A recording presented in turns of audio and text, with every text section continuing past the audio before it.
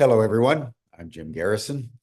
I want to welcome you to this session of Humanity Rising as we continue our ongoing dialogue and reflections and exploration of humanity's ET moment.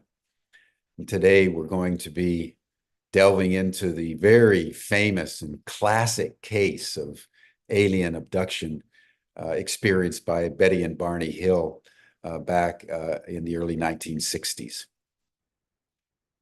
Before we dive into that very interesting domain, I just wanted to report in that yesterday I was in New York, in downtown Manhattan, right in front of the office of Senator Chuck Schumer, the majority leader of the U.S. Senate, who, as you know, was instrumental in terms of his leadership in bringing into being the legislation which finally last December stated categorically that the U.S. government is now on record that extraterrestrial craft and extraterrestrial beings exist, and that all information pertaining to this needs to be turned over to the National Archives of the Library of Congress with the intent of disseminating all this information into the public. That was because of Senator Schumer's leadership. So one of the things that the New Paradigm Institute has been doing as we've been getting underway over the last 6 months is we've initiated what we're calling Citizens for Disclosure, local groups around the United States and around the world that will begin to make UAP disclosure a campaign issue in elections and for the government, a topic of conversation in their communities, in their local cities and regions. What does it mean for humanity that we are now beginning our ET moment and that we have to take seriously that we are not alone, and that extraterrestrial civilizations and intelligences with a technology far, far beyond anything we can even imagine at this moment in our evolutionary development, no matter how sophisticated we think we are. These beings are real and they're here. How do we understand that? What are the implications on politics, on economics, on technology, on spirituality, on religious belief? So we were delighted to be in New York for the first ever manifestation in public of the Citizens for Disclosure. And there were people there from all over the United States, from New England, from the South, from Texas, from Ohio. It was a wonderful, wonderful event. People there from Dominican Republic. There was a gentleman there from New Zealand. So all kinds of good things are happening. And if you're interested in further information, I just encourage everyone to go on the newparadigm.org site. You'll find a lot more information on how you can start a Citizens for Disclosure group.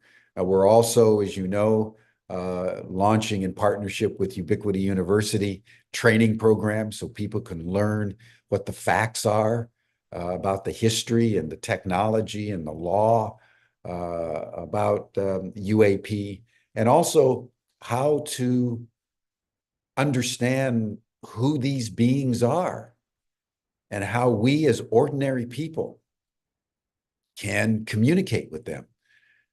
We had Asher Lyman on a few days ago, who was just opening up to all of us the meditative techniques for communion with extraterrestrials. It was hugely popular and successful. And so there will be more of that to come over the next week. We'll be dealing further with the ET issue.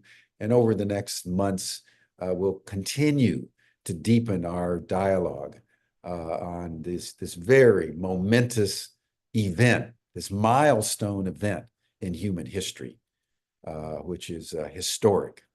Our generation is at the inception of disclosure. Sort of like being there 2,000 years ago, right after Jesus was living, crucified, resurrected and ascended, and now what? Now what? That's where we are with our ET moment. We know it's true. Now what?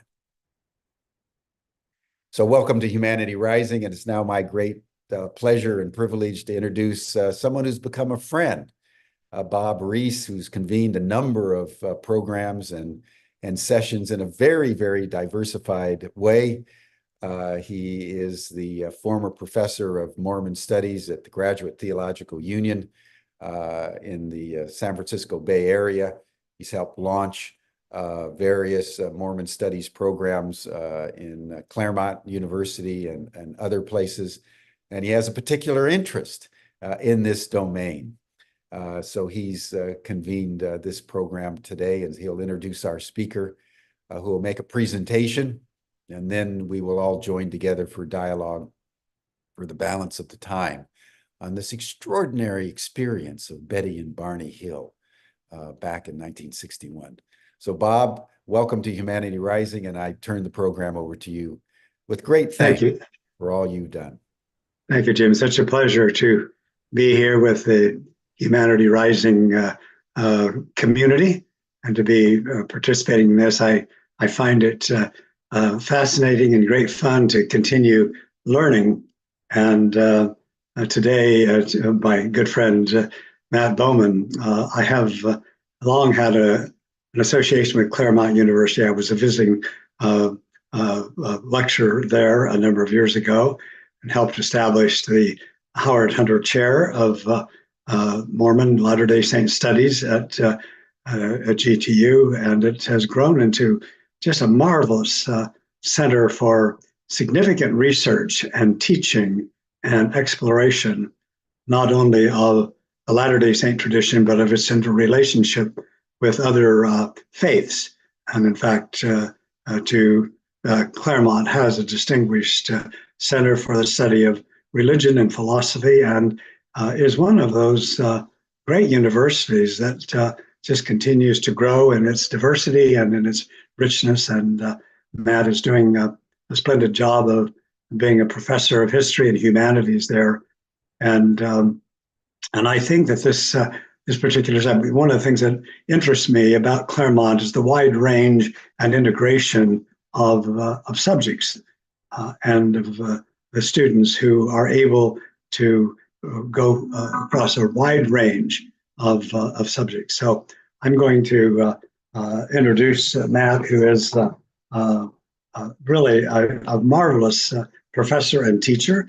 He and I are both very interested in teaching in the humanities.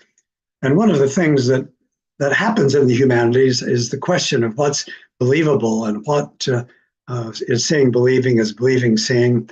I did my graduate work on the American Renaissance, and I never figured out what Thoreau meant when he said some things are kind of defy belief, like when you see a trout in milk.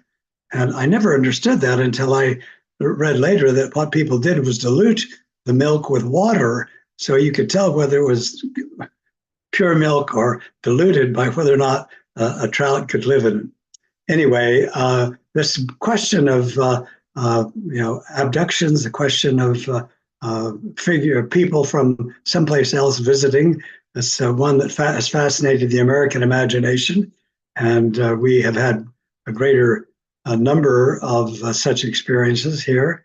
But this was part of our heritage. I was just reading this morning and wanted to quote a section from Adam Jointner's "Blood from the Sky: Miracles in Politics in the Early American Republic."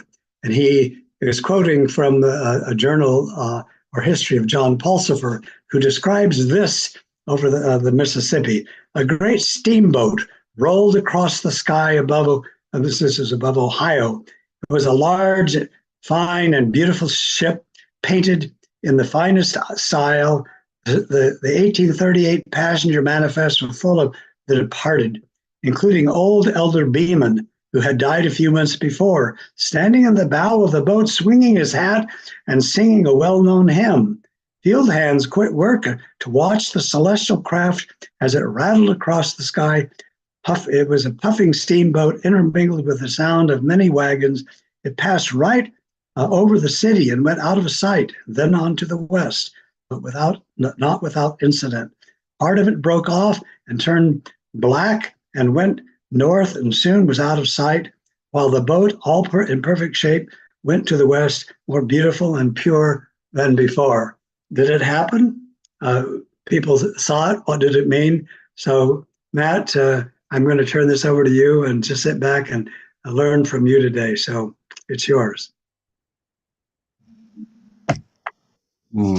Thank you, Bob, and thank you, Jim, also, and to all of you for coming out. I'm afraid, Bob, I'm not going to be able to tell you what happened in the sky that night, but hopefully I can shed some light on some other topics. I will now begin sharing my screen. Of course, I will today talk about the abduction experience of Betty and Barney Hill in 1961. I published late last year a book on them, The Abduction of Betty and Barney Hill, with Yale University Press. But I want to do more than simply recount their story, as interesting and compelling, I think, as it is. Rather, I want to use their story to talk a bit about how Americans have thought about this phenomenon, this thing that we came to call in the 1950s the UFO. Of course, there's a lot going on with this story, and Betty and Barney, I think, are in many ways a paradigmatic case of how Americans grappled with this phenomenon over the past 60 or 70 years. So first, I will just introduce them. For those of you who don't know much about Betty and Barney Hill, they were an interracial couple, as you can see. They married in 1960 and lived in New Hampshire. It was a second marriage for both of them. Betty grew up in New Hampshire, in and around Portsmouth, on the Atlantic coast there, and she grew up in a kind of activist family. Her parents were New Deal Democrats. She herself had great ambitions of changing the world when she was young. She went to the University of New Hampshire, dropped out to marry. Unfortunately, that marriage was abusive, and she left her first husband and went back to school and became a social worker for the state of New Hampshire. Barney, for his part, was a part of what's sometimes called the Great Migration. That is, the great movement of African Americans to the American North in the first part of the 20th century. He was born in Virginia but grew up in Philadelphia, where he attended high school, then joined the military during World War II, and was honorably discharged after an accident wounded him. A grenade went off while he was near. He lost several teeth. And when he was discharged, he followed his father into the Postal Service and worked in the post office in Philadelphia. He and Betty met at a vacation resort where Betty worked. And after both were divorced, they got in contact, courted for a couple of years, and then, as I said, married in 1960. The next year, they took a belated honeymoon to Canada, up to Montreal. They drove west from New Hampshire to Niagara Falls, then up through into Canada, over to Montreal, and then back home. And the night of the night of September 19th, 1961, they crossed the U.S.-Canadian border, headed back home south through New Hampshire, and they saw a strange light. Betty said that this light was like a star falling upward. It followed them for several miles, and they stopped several times and got out of the car and looked at this thing and were overcome with fear and leapt back into the car, drove home, heard some strange buzzing noises, as they said later, and arrived home exhausted. Near dawn on September 20th. They fell into bed and slept for quite a while. The next morning they got up. Betty told her sister about what had happened, and one of her sister's friends, who was at her sister's home, advised that the Hills call the military and report this, which they did. And that seemed to be the end of it. But over the next 3 years, they experienced increasing anxiety, stress. Betty suffered nightmares. Barney developed an ulcer, and eventually began seeing a psychologist, who eventually recommended that the Hills undergo hypnosis, which they did in early 1964. Under hypnosis, they experienced a phenomenon we'll talk some more about of recovered memory. And when the hypnosis was complete, they had very vivid memories of being stopped on the road, of this light landing in front of them, and small creatures disembarking from the light, bringing them on board, subjecting them to medical tests, and then returning them to their car. This was terrifying to the Hills. And they really held to this belief. The psychiatrist who hypnotized them told them, and I think quite rightly, that recovered memory is notoriously unreliable. As he put it, recovered memory may help you recover emotional memories, but often not literal memories. He speculated that the Hills had undergone massive stress on this trip, which seemed to be true. They feared racial persecution.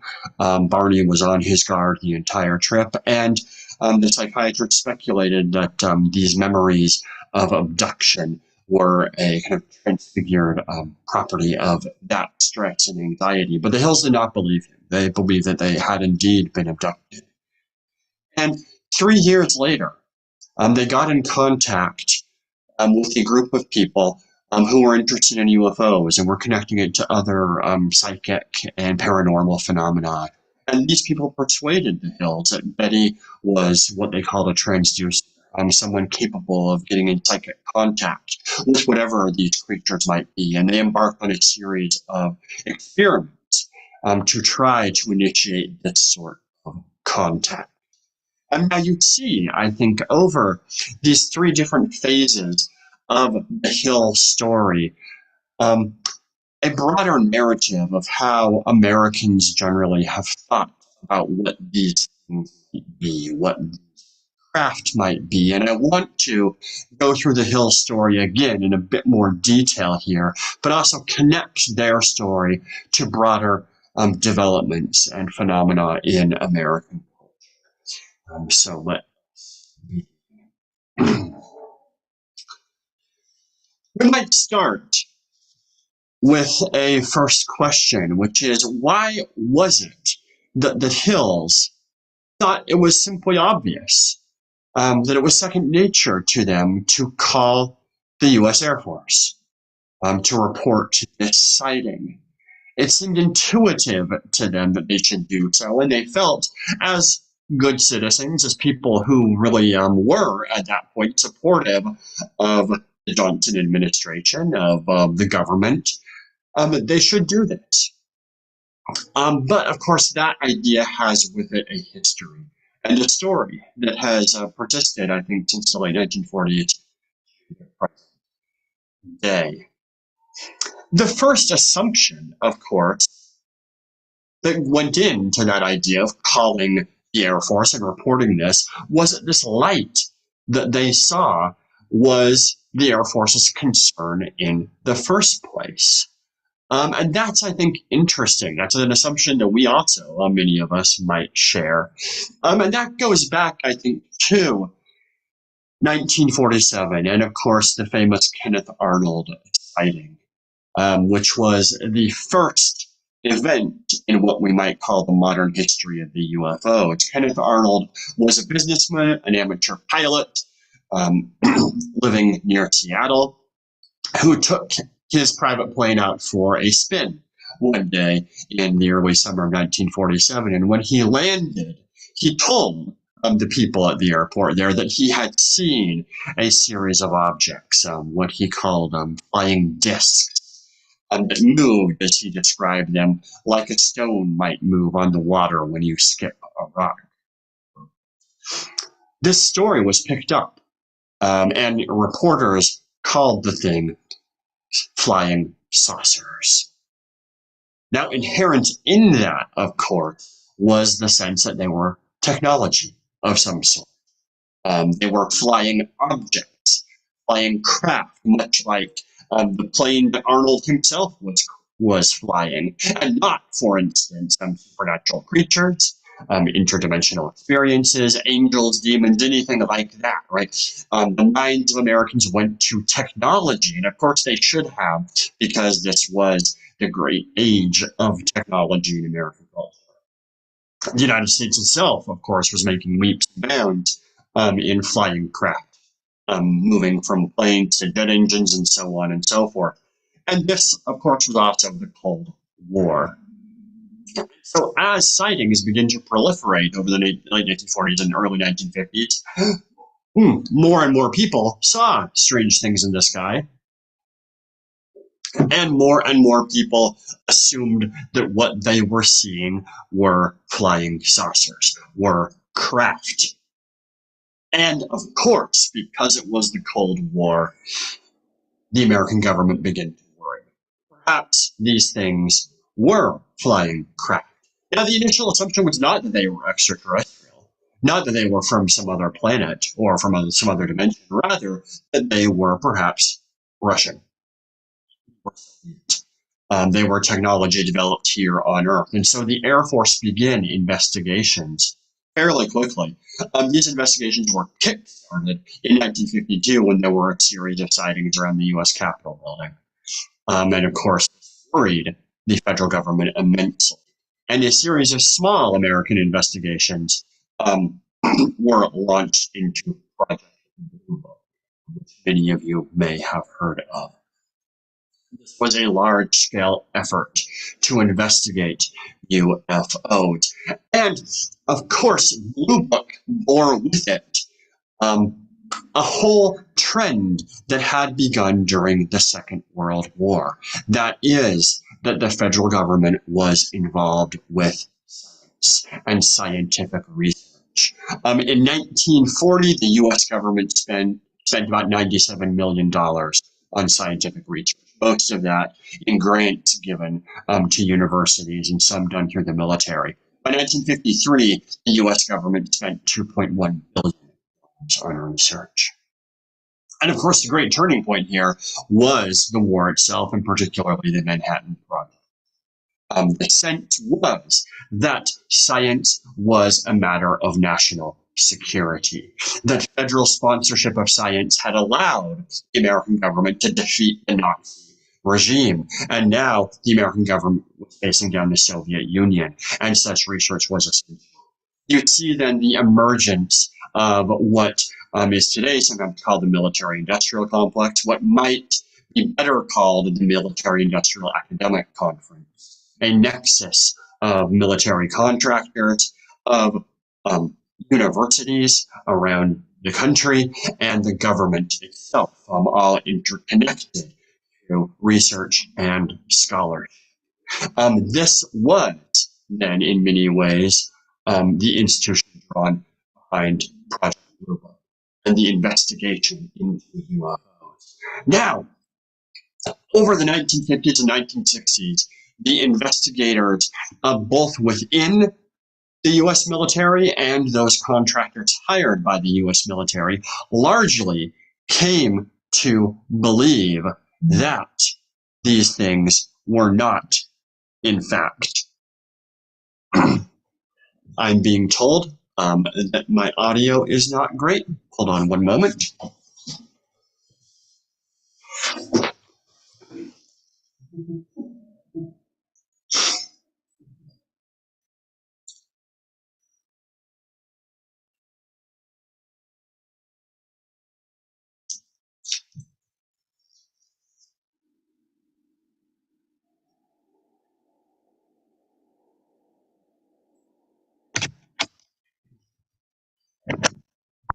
All right, there we are.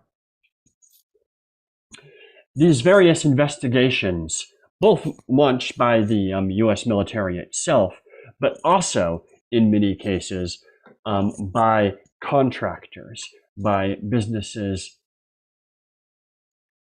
hired by the U.S. government, concluded that there was nothing to these stories. They were not a military threat. And in 1968, there was a large-scale committee called the Condon Committee, after Edward Condon, a professor at the University of Colorado, who directed it.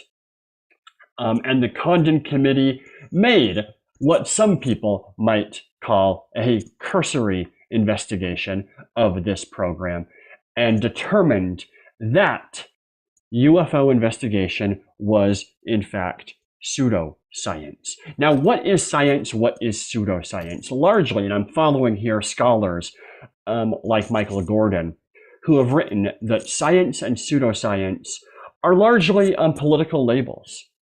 That is, pseudoscience is that which is considered unscientific by the bulk of whatever community has the authority to define science at any given point. And of course, during the Cold War, pseudoscience and science were then the domain of large-scale, what is sometimes called big science. That is, these universities who are largely sponsored by the federal government. The Condon Committee then deemed UFO pseudoscience and argued that they were, in fact, psychological, not physical phenomenon. That is, they were hoaxes, they were mass hysteria, they were the product of an anxious body of American citizens who needed to be calmed down. The fear was that UFOs would cause national hysteria. And the Condon Committee thus urged the federal government not to publicize or sponsor them. And there we might have left it. Project Blue Book was shut down in the late 1960s, but it does turn out that, in fact, this was not the end of federal investigations of this issue. It's come to light in the past 5 or 6 years that in the middle of the George W. Bush presidential administration, there was in fact another investigation of these things launched. It's sometimes called ATIP, the Advanced Aerospace Threat Identification Program, that began in 2004. Congress, particularly the then Senate Majority Leader Harry Reid, allocated $22 million to this investigation. And as before, much of this money went to federal contractors. It was not spent within the government itself, but rather largely spent by a company called Bigelow Aerospace that continued to investigate these phenomena. And we got from that investigation that famous photograph that you see in the middle there of a phenomenon sometimes dubbed the Tic Tacs, right? These are video taken by U.S. Air Force pilots of anomalous craft, recorded between 2004 and 2017, when this program became public in a New York Times story. Since, though, there have been further revelations. We had just recently, last year, this man, David Grush, excuse me, who was involved with these investigations, turned whistleblower and testified before the U.S. Congress that he was aware of programs for retrieving crashed vehicles, that he was aware that the U.S. government was aware of what he called non-human intelligence. Now, Grush was very careful to state that he had been told of these programs. He did not have direct evidence on his own. And he came into conflict pretty rapidly with Sean Kirkpatrick. Kirkpatrick was, until quite recently, the director of something called the Anomaly Resolution Office, which was set up in the wake of these revelations to investigate this. In January, Kirkpatrick issued an editorial in Scientific American. We actually got a link to that earlier in the chat, in which Kirkpatrick said that there was nothing to any of this. Although he did not quite say that. That's often how the media took this, that Kirkpatrick was simply dismissing this idea, but rather Kirkpatrick said that these reports were largely of, and I quote, inadvertent or unauthorized disclosures of legitimate U.S. programs, which is interesting. Kirkpatrick seems to imply here that what are being cited is not extraterrestrial, but rather things going on within the government itself. Secret research that the government itself is mounting. That then is one way of understanding this phenomenon, right? That it is largely a technological phenomenon. It is a phenomenon bound in with the federal government itself, with this military, industrial, academic complex that has existed in the United States since the Second World War. There are, though, other ways to think about this, and that is where I will go next, to what happened to Betty and Barney Hill after 1964.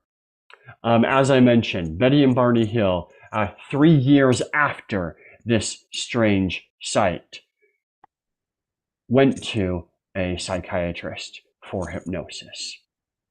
Now, that they did so, I think in and of itself is interesting. The post-war period is an age of really explosive American confidence in psychology and psychiatry. These professions multiplied quite rapidly in number after World War II. And there is a vast public confidence emerging in psychology and psychiatry in these years as well. What we now might call therapy speak, that is language of trauma and repression and neurosis and anxiety, all of these terms that have become really second nature to many of us, did in fact enter the American lexicon in the years after World War II. Psychiatry and psychology became popular ways of talking about who we are as people. This language became then quite popular. And that Betty and Barney Hill came to believe that going to a psychiatrist or a psychologist was a way to resolve this problem. That is was a way to figure out what happened to them, I think bears witness to the power that these ways of knowing had in America in the post-war period. And indeed that they sought hypnosis, I think is very telling as well. Hypnosis really entered the American popular consciousness in the early 1950s during the Korean War. Prior to this, hypnosis had been experimented with by Sigmund Freud, who actually eventually dismissed it. Freud thought it was not terribly useful and he preferred free association. But in the early 1950s, during the Korean War, there were a series of media revelations.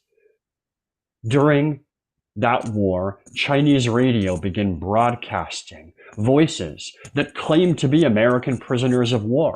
And these American prisoners of war denounced the American government. They denounced capitalism. They said that since their capture, they had become converts to communism, and they believed that the communist revolutions were inevitable.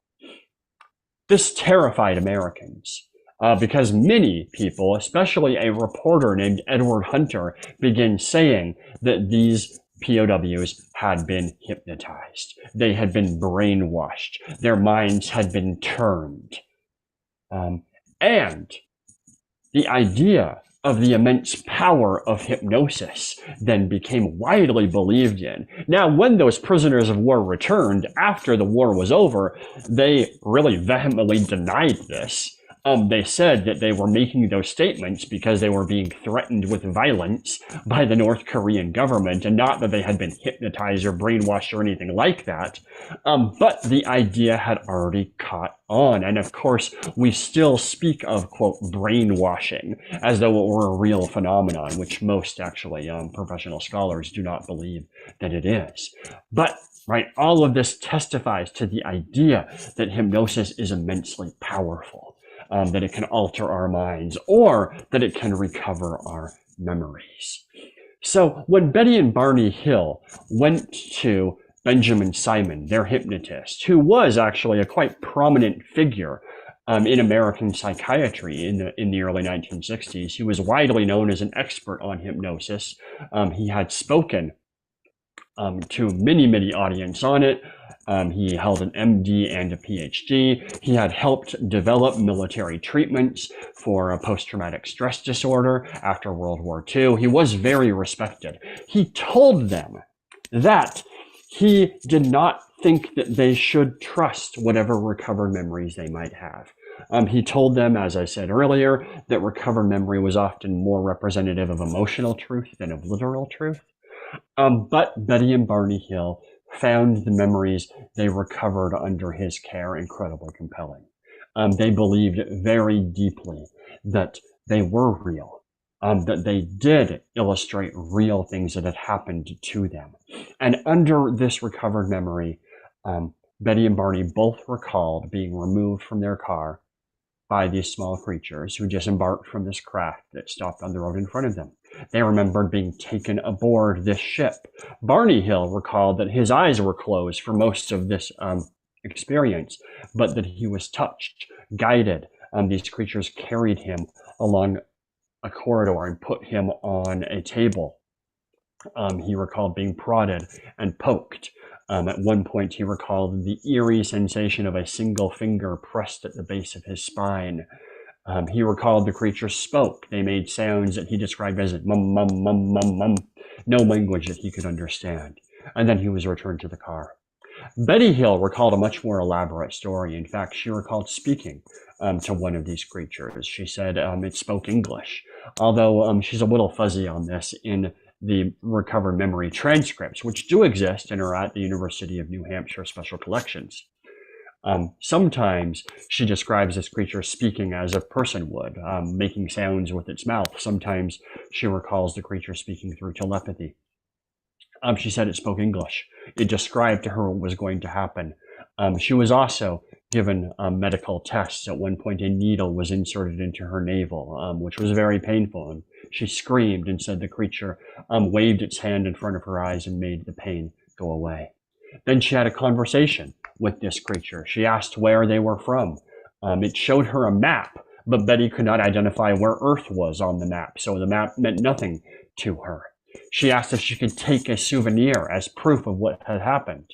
The creature initially gave her something that seemed to her much like a book, but then later took it away and told her that it had been decided that she would have no memorabilia.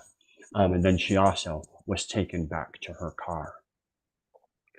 Betty and Barney were certain that this had happened, and they found Benjamin Simon, their hypnotist's distrust in them, very infuriating, and actually began to speculate that Simon himself had been influenced by other powers who did not want the truth of this to get out. They were already dissatisfied with their experience with the U.S. military. Betty in particular felt that they had been dismissed, and that the military was not as interested in their experience as it should be.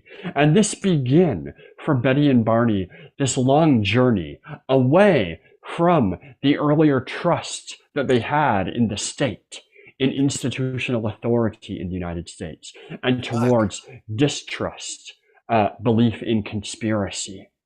And we can see this process actually happening over in broader American culture over the same time period of the late 1960s through the 90s.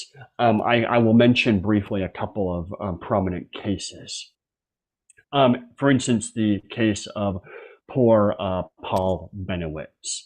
Paul Benowitz was a businessman living north of Albuquerque in New Mexico in the late 1970s, near Kirtland Air Force Base.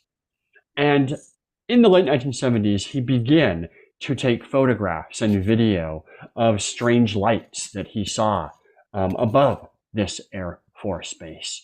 And he began to believe that something strange was happening there.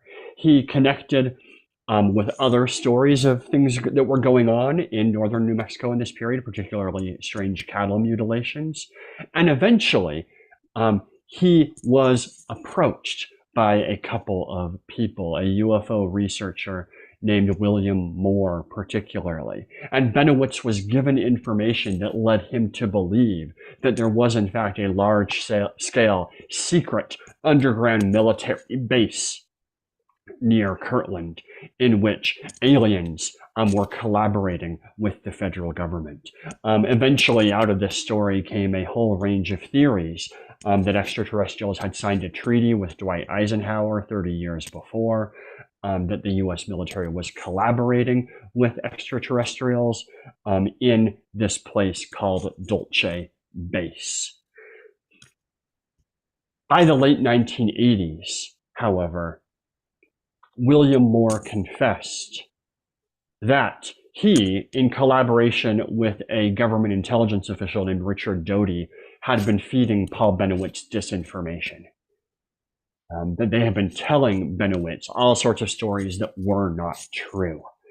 And they were doing this, it is widely believed, because they wanted Benowitz to spread these stories to detract from the genuine Air Force research that was happening on this base. Now, regardless of what we might think, right, about the truth or the falsehood of Benowitz's claims, the fact does appear to be that there was disinformation spread here. And for many people in the UFO community, regardless of whether Benowitz was correct or not, this is evidence of conspiracy, of government lies happening. Something similar happens around Roswell. And of course, you all might be thinking, well, Roswell happened years and years before this. Why am I talking about it after Benowitz? I'm talking about it after Benowitz because although the events often described around the Roswell crash in New Mexico in 1947 were supposed to have occurred at that point, they do not become widely known until the 1980s. After an event often referred to as the Majestic 12 case. Majestic 12 is supposed to be the code name for a group of government officials convened by the Truman administration to investigate crashes of alien spacecraft. There emerged in the mid-1980s a series of documents that are supposed to have documented Truman's order to create this organization. These documents are likely forged, are likely fake, but they do spread this notion, right, of massive government cover-up linked to the discovery of the Roswell crash. In the early 1980s, a UFO researcher named Stanton Friedman went to Roswell, did a number of interviews with people who were present in 1947 and uncovered all sorts of strange stories emerging at the time. And it's in then the 1980s with the combination of Friedman's research and the Majestic 12 documents that make Roswell a massive story, an idea of cover-up and collaboration. And that belief, that sense, right, that there are abductions happening, that these abductions are connected to government conspiracy, also gets a massive jolt in the mid-1960s with the work of several people. I've put the names of a couple of them up here, Whitley Strieber and Bud Hopkins. Strieber, of course, is the author of Communion and a number of other books, which document his own bizarre experiences with creatures that may or may not be extraterrestrial. That is, may or may not be from another planet, but certainly are a non-human intelligence. Strieber himself has undergone a great deal of hypnotic regression to recover these memories, and for him, they're very bound into the experience of trauma. That is the idea, this very Freudian idea that we've all suffered trauma, and these unconscious traumas we may not even remember, influence our lives and our behavior in strange and unexplained ways. For him and for some other people, and I'm going to call out here particularly Bud Hopkins, a researcher who taught himself hypnosis in the 1980s and began hypnotizing a large number of abductees. Abduction is a very widespread phenomenon. That is, it is something that's happening quite frequently. There may be, depending on who you listen to, a vast plan that these non-human intelligences have concocted. Now, what the aims of that plan may be differ depending on who you talk to. For some people, like Hopkins, his colleague David Jacobs, these plans are conspiratorial. That these creatures have made contact with the American government in some way.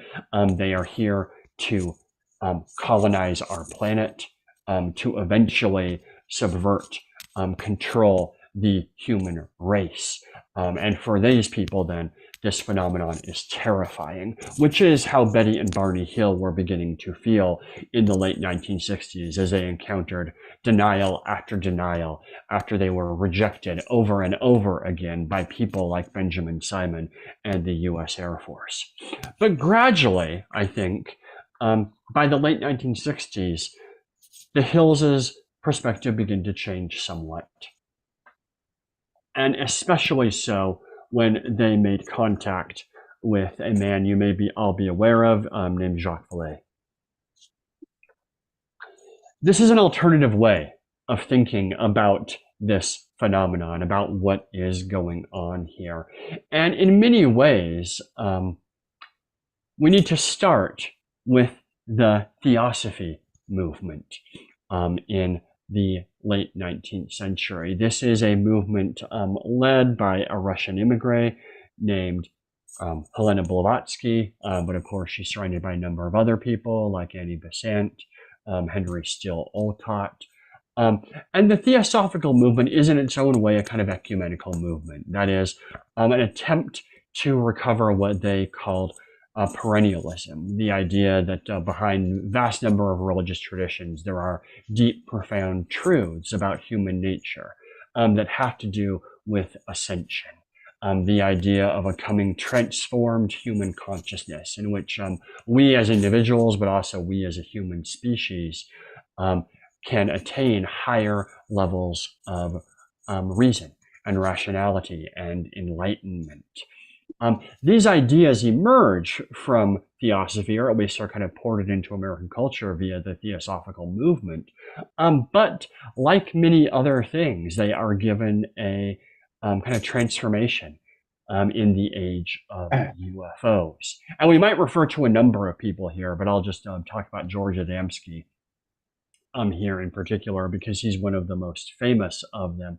Adamski, in the late 1940s, had his own contact with extraterrestrial intelligence. And we should distinguish between what Adamski calls contact and abduction. The abduction that Betty and Barney Hill underwent was to them quite frightening. It was traumatic in its own way. They could not figure out what these creatures wanted. They seemed to have their own agenda that was very little connected to anything human beings were interested in doing. But for Adamski, the people he contacted, particularly Orthon, whom he described as a tall, blonde Venusian, and you see there a painting of Adamski with Orthon, these creatures wanted human enlightenment. That is, they were coming to Earth to help human beings. They were here to uplift us, to introduce us to this higher level of consciousness. Now, Adamski is the most famous of these people emerging in the 1940s and 50s, but he's far from the only one. We could refer to many others: George Hunt King, the Aetherius Society, George Williamson, Orlando, excuse me. Anyhow, right, this idea is spreading at roughly the same time that Betty and Barney Hill are having their experiences. And by the late 1960s, this goes to a kind of transformation in how we might think of what UFOs are. That is, were they flying saucers? Were they simply technology built on another world and flown here for reasons that we don't understand? Did these creatures, did they simply have their own agenda, medical research or colonization of the earth or whatnot? By the late 1960s, Betty and Barney Hill are being introduced to the idea that that might not be the case. Rather, this might not simply have to do with Betty and Barney Hill themselves, but rather with the human species more generally. In 1966, they are contacted by a man named Robert Homan, who they had met previously a few years earlier. Robert Homan had been exploring some of the ideas the contactees had been generating, and he told Betty and Barney Hill that he hoped, that he believed that perhaps their contact, their experience was only one of a number of contacts, of experiences happening all over the globe, that there was some sort of coordinated plan here, that Betty and Barney Hill had been contacted not for reasons that only these creatures in the craft had for themselves, but also for reasons that had to do with the whole human race. He told Betty and Barney he believed that their contact was ushering in a new age of knowledge and enlightenment, that there was a plan here, and that they should expect, perhaps, to be contacted again. And in June of 1967, a number of people gathered on the rural New Hampshire property of Betty Hill's parents. They hoped that night to make contact. That is, they told Betty that she had still a psychic connection with these creatures and that she might be able to contact them again and that some manifestation might occur. That night were present Betty and Barney Hill themselves. Benjamin Simon, their hypnotist, actually came. Robert Homan himself was there as well, and so was Jacques Vallée. Jacques Vallée, of course, is an extremely important figure in the study of the UFO phenomenon. He is still alive. He is still working. He's generated a vast amount of, I think, really significant material. And at that point in 1967, he was a few months away of publishing what I think is still perhaps his most important book, Passport to Majonia.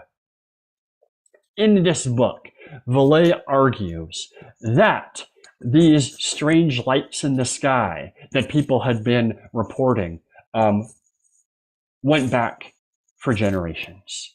That in fact, this phenomenon did not begin with Kenneth Arnold and his sighting of the strange discs in 1947.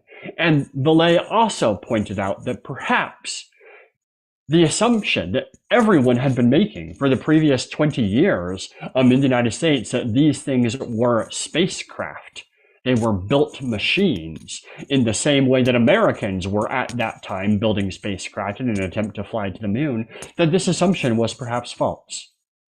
That perhaps these things had more in common with fairy stories from early modern Europe, or visions of angels from the ancient world than they did with the Apollo missions that the United States was beginning to mount.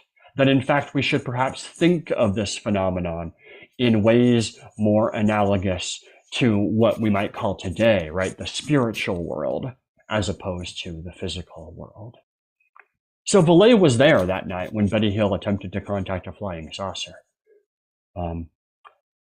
And to everyone's disappointment, very little happened that night. Although several months later, Robert Homan, who had convened this meeting in this attempt, wrote to the Hills that in fact that night there were a series of UFO sightings, just not where the Hills and their friends had gathered. And he still believed that there was perhaps a possibility here that there was a broader psychic transformation happening across the United States, and that the Hills were a major part of this.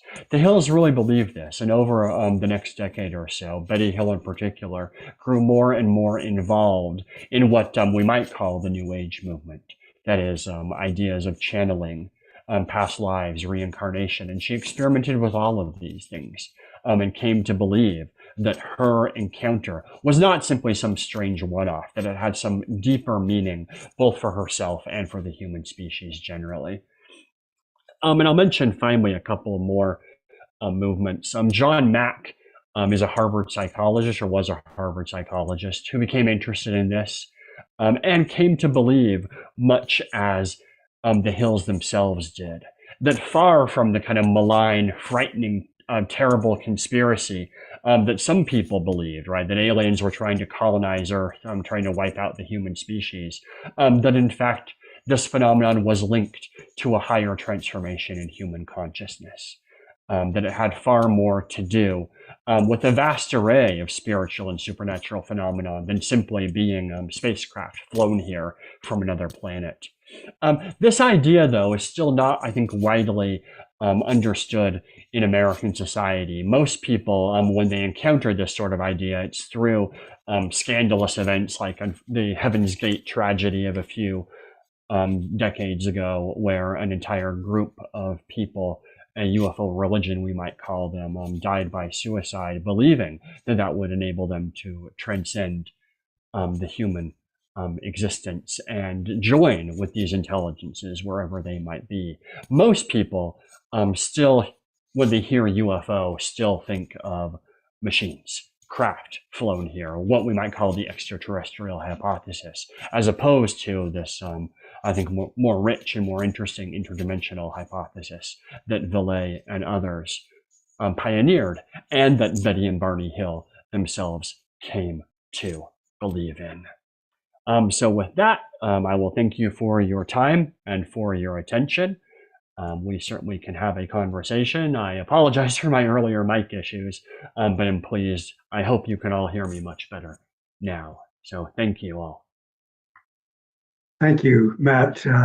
Fascinating to think about all of this within the larger scope of those things that people see or don't see or believe or don't believe, including we have right now in our own experience many people who saw what happened at the Capitol, but many people don't believe what they saw, or they've interpreted it in another way.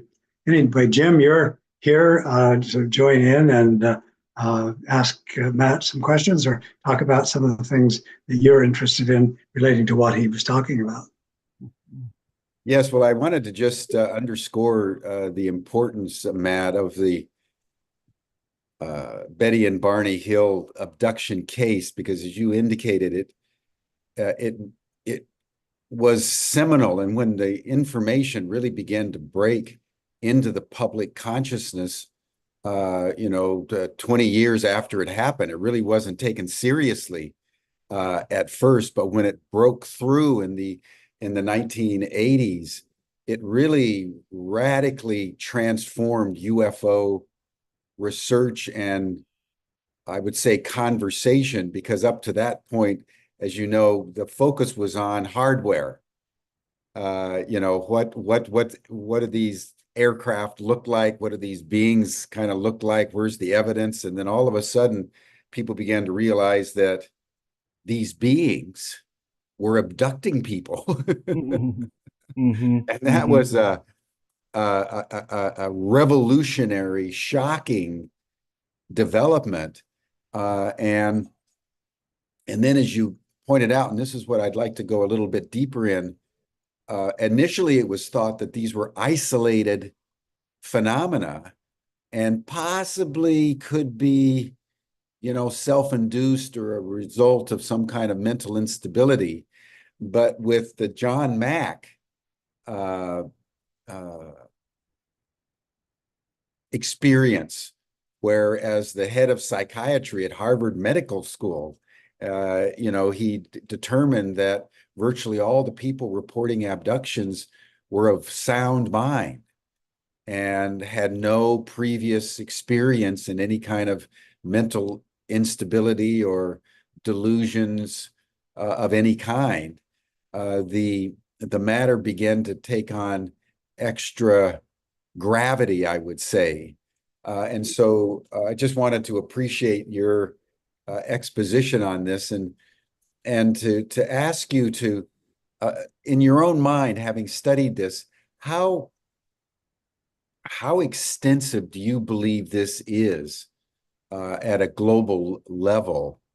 And then secondly, because there's been a range of human responses from people who've been ecstatic, as you've mentioned, to people who've been deeply traumatized and have felt violated. How would you describe the range of experiences that humans have reported?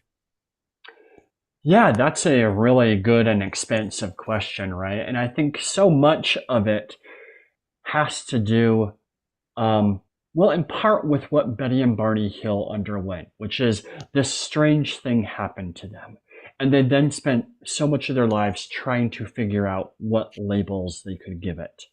What was it that had occurred to them? And they go to all of these different people and ask them. And I think that's the groundbreaking work that Valet in particular did, which is to say, right, um, the assumptions we might be bringing to this, that is, all these assumptions being that these things are machines from other planets, right, which was the assumption of the Cold War period, an assumption brought by spacecraft, leads then people to start defining these things themselves and to think, right, well, if I have a strange experience, if I see a strange light in the sky, it must be a machine from another planet. But that's not necessarily the case, right? And I think one of the most valuable things that the work of people like Mac, and more recently, who we were talking about before the call came on, Diana Pasulka's recent work, her book American Cosmic in particular, and a more recent work as well, have pointed us to is that it's maybe wrong to call this the UFO experience. It's wrong to call it perhaps, just an experience surrounding strange crafts in the sky that might land and little green men and all of that. The word more used by these people now, and the more accurate word, I think, is the phenomenon. That is, it has something to do, as you said, with human consciousness. It has something to do with strange encounters with non-human intelligence, and that those encounters might take a number of forms. Now we do have, and I'm always cautious when I refer to Betty and Barney Hill, right? They are the first Americans to report an experience like this of being taken aboard this craft, but they're not the first human beings. In the modern UFO period, right, the post-World War II period, they were preceded by a man named Antonio Villas-Boas in Brazil, who reported a very similar experience, right, of a craft landing, him being taken aboard a craft and encountering creatures. But if we were to extrapolate from, for instance, from Valet, we could push this back further and say, right, as many folks have, as Valet himself does, right, the Bible in Ezekiel describes an astounding vision of burning wheels descending from heaven. Right, the prophet Elijah in the Book of Kings is said to be taken up to heaven in a fiery chariot. Right, and certainly the ancient Romans spoke about seeing portents or omens in the skies. The Puritans spoke of seeing strange things in the skies as well, visions that they would have referred to as demons or angels or just phenomena that God created.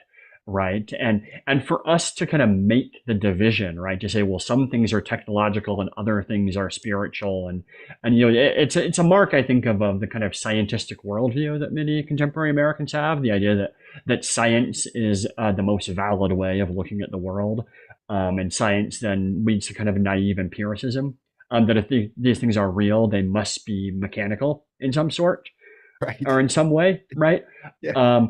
But right, if we broaden Yeah, if they're real, they have to reduce themselves to our level of understanding, or we don't consider them real. Yeah, genuine, right? Yeah. But if we were to say, right, they're actually, people have strange visions. People see odd things in the sky. People have odd encounters.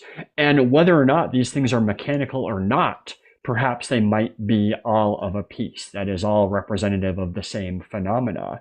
And any attempt then, at that point, any attempt to reduce them to a single category and to say, well, we understand what this is, and it is thing X. It is mechanical, it is psychic, it is whatever, right? I think all of these attempts are our own manifestations. I think our own attempt to put them in categories that we have names for, that we have language to describe. Whereas, well, there is a Catholic scholar named Robert Orsi, who is he is professor at Northwestern University, and he's written a number of really fabulous works. But one that often comes to me is an essay he wrote called "Abundant Events." And an abundant event, Orsi says, is an experience, an event that overflows the categories that we have for it. We might call this abundant event a religious event, or a mechanical event, or a scientific event. But its ramifications and its the capacities of its experiences overflow any one of those categories, right? They are things that we cannot sufficiently describe using the ways of thinking that we have, whether those ways of thinking be scientific, religious, psychic, right? And of course, the language of psychic phenomena comes from J.B. Ryan, who kind of invented this category in the 1920s. But all of those are insufficient in their own way. Yeah. Yeah. Abundant, and I'll say two things and I don't know who the host here is, but if we can change it to gallery view, I think many of the people in the chat are hoping we can get gallery view. And the author who wrote I'm the host now, and so or George is the host, it looks like. Is while we're working on that, that, gallery view. The scholar who described abundant events, his name is Robert Orsi. Last name is spelled Orsi.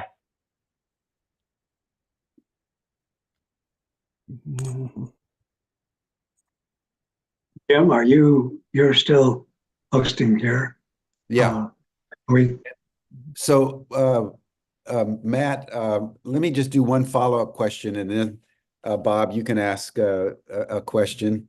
I think that this notion of abundant events, and thank you for that. I didn't know about Orsi's work, because I think part of what's beginning to emerge as we traverse this journey over nearly 80 years now, from hardware considerations to multiple explanations as a way to understand it, thinking of it more in terms of multidimensionality as opposed to, a craft coming from Alpha Centauri in a linear direction, which is the way we would like it to happen, because that's the way our primitive 21st century science would like to be able to categorize it. But the UFOs are defying these simple categorizations. That's what's so fascinating about it. And within this context, I wanted to ask your opinion, since you're in religious studies, and also this is a question to you too, Bob, because I know the Mormons have a lot to say about extraterrestrials and multidimensionality. Is that every religion, all the indigenous traditions as well, have this notion of what could be loosely called the hierarchy of being, and that there's angelic hosts, there's archangels, there's all kinds of invisible entities and intelligences out there that are far more sophisticated than we are, but are unseen. And over historical development, we've been visited by various of these. One thinks of the Archangel Gabriel appearing to Mary, right? And informing her that which is in you is of the Holy Ghost. One thinks of Gabriel again with Muhammad receiving the Quran. and as you study this, these abductions and other aspects of this UFO phenomenon, where do you come out on the relationship between ETs as from a different star system, like Betty and Barney Hill were given to understand, and ETs that come in from other dimensions, which then blur the line with the traditional religious categories of, let's call them loosely, angelic hosts? How do you understand that? What considerations for both of you would you apply to this domain of interrelationship between the ETs and what we traditionally have understood to be angels? Yeah, of course. And the term often used now, I think, among these people is NHI, right, or non-human intelligence, which, as you say, right, doesn't limit us to the notion that these things are from Alpha Centauri or Tau Ceti or Zeta Reticuli, which is what Betty Hill thought.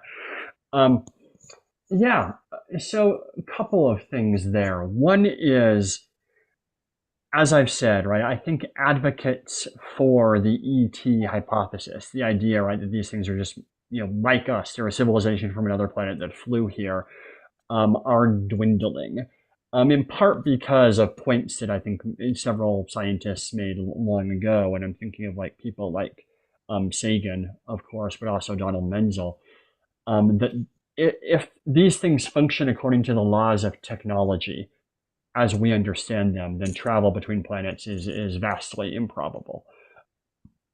Just given the limits on the speed of light and so on and so forth. Now, of course, there might be technologies that we don't understand yet. One being wormholes and black holes, and there's some speculation about that could make that much easier.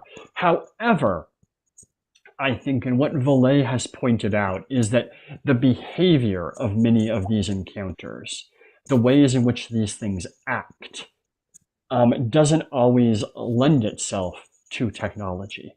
That is, as we understand it, right? That is to say, these things sometimes just vanish and reappear. For instance, as one of the Tic Tacs that the pilot David Fravor encountered 15 or so years ago. He described it vanishing from one spot and reappearing in another spot almost instantaneously. And all of that, I think, and as well, right, as what some of these people have reported, that is to say, their contact with these things evinces, right, some kind of vast sort of transformative experiences in their own lives and their ways of understanding the cosmos. Whether that be, for some of them, terror, anxiety, a sense of existential dread, or for other people, a sense of kind of peace and hope and enlightenment, that there appears to be a kind of deeper connection to us than simply another civilization might have. Now, as you say, right, particularly in the Western world, there is what one scholar once called the idea of the great chain of being, and this is something the Theosophists talked a lot about, right? The notion that humans are only one rung on a ladder of intelligence that goes below us and goes above us, and different groups give different names to those intelligences, right? Whether angel, jinn, God, what have you. And that is, I think, certainly one way in which some of these experiencers have described it, right? The sense of encountering something that transcends us and is distinct to us. Now, there's also, though, another way of interpreting it, which emerges, I think, more from Hinduism and Buddhism, which might imply, right, that this intelligence is us in some way, right? The notion of individuality is itself a limitation. And I bring that up, right, in part to imply, right, that it seems to me that always the ways we describe the worlds around us are conditioned by our own historical contexts and our own historical understandings, right? And for Americans in particular, well, I have a friend who wrote a really interesting essay on what he called Protestant Buddhism, which is to say how Americans have sort of absorbed Buddhism and turned Buddhism into Protestantism by stripping off many of the things in Eastern Buddhism that are uncomfortable to Americans, right? Things like the notion that we don't have free will, and the notion that we aren't individuals, but we're rather kind of fragments of larger intelligence, right? And so often, I think, as we try to describe these things, we fall even unconsciously into assumptions and categories that we always carry with us.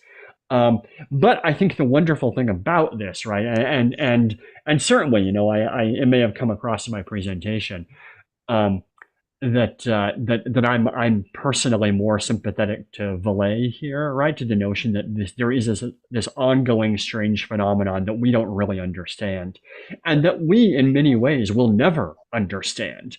That we will never be able to kind of label and to control and to write books to say this is everything about how the universe works. It's done. The fascinating thing is that the phenomenon is always constantly going to be pushing us. And it's always consciously going to be just beyond our grasp. It's always going to be dragging us and prodding us to question our assumptions and to say whatever language or labels or categories we create are going to be limited in some way. And we need, therefore, to always be open to learning more and to having our paradigms upset. Bob, I don't know if you want to add to that. Yes, I would say I appreciate very much how you ended that, because it seems to me you were both professors of humanities, and Jim is too, and he's a very expansive way. I think how do we talk and how do we think about this? And I think to keep ourselves open, but also to develop the skills to discern, to question, to have conversation. Remember when I was a Fulbright professor in the Baltic states. Right after the fall of the Soviet Union, walking across the campus with one of my students who claimed she was an atheist. And as we were walking, a black cat went in front of us and she jumped back, pushed her hand to hold me back, and crossed herself. I thought so interesting that she had just been talking about that she didn't believe in God, but she was believing in something. And to be able to have conversations, it is the most difficult thing right now, I think, that's facing us, whether it's about this subject or others, is can we have a conversation? Can we talk about, for example, what happened on 9/11? Can we talk about what we see and what we interpret what we see? There are more things on heaven and earth than are dreamed of, as Hamlet says, that there are so many things, and to be open to them, but also have the skills and the interest in developing ways to talk about it, ways to have a conversation. Not simply to dismiss whole categories or to accept whole categories, but to have an intelligent, and that for me means the head and the heart and the spirit coming together to say, as God says, let us reason together. So we can reason together about all of these things, but it's when we cut off, it's when we ban books, it's when we say that these subjects are off base that I think we start getting it. Yes. Now, let me just bring in a question that Kurt Kruger was asking about whether Matt, about any abduction or UAP contact experiences where the aliens are trying to explain how to create peace on Earth. I'm sure that as they look down upon us from whatever dimension or vantage point that they have, they see us in perpetual conflict, not only with each other, but with the entire global ecosystem. And that must be a cause of grave concern that our species, the apex species on planet Earth, is acting in such an egregiously destructive way. Based on your research, do you have anything to offer about the counsel that the ETs may be giving to various humans that they encounter about this matter?